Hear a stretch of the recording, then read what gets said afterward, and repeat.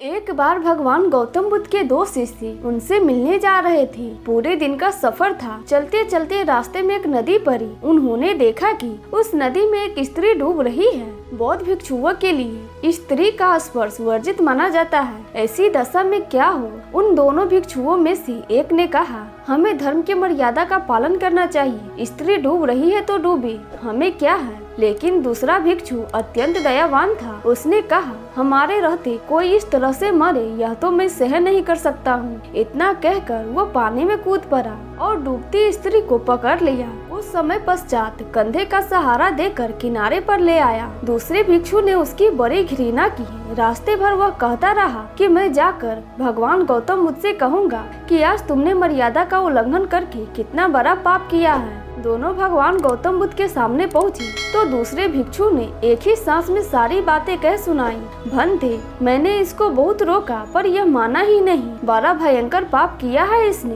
भगवान बुद्ध ने उसकी बात बड़े ध्यान से सुनी। फिर पूछा, इस भिक्षु द्वारा उस स्त्री को कंधे पर बाहर लाने में कितना समय लगा होगा? तो वह दूसरा भिक्षु बताया कि कम से कम 15 मिनट तो लग ही गए होंगे। फिर भगवान गौतम बुद्ध उन शिष्यों से पूछे, इस घटना के बाद यहाँ आने में तुम लोगों को कितना समय लगा? फिर भिक्षु ने हिसाब लगाकर उत्तर दिया, यही कोई 6 घंटे लगे होंगे। उसके बाद भगवान गौतम बुद्ध ने कहे, भले आदमी, इस बेचारे ने तो स्त्री को 15 मिनट ही अपने कंधे पे रखा, लेकिन तुम तो उसे 6 घंटे से अपने मन में बिठाए हुए हो। तो बोलो, तुम दोनों में बड़ा पापी कौन है? बेचारा भिक्षु निरुत्तर हो गया। वह समझ गया कि मन की बड़ी महिमा है।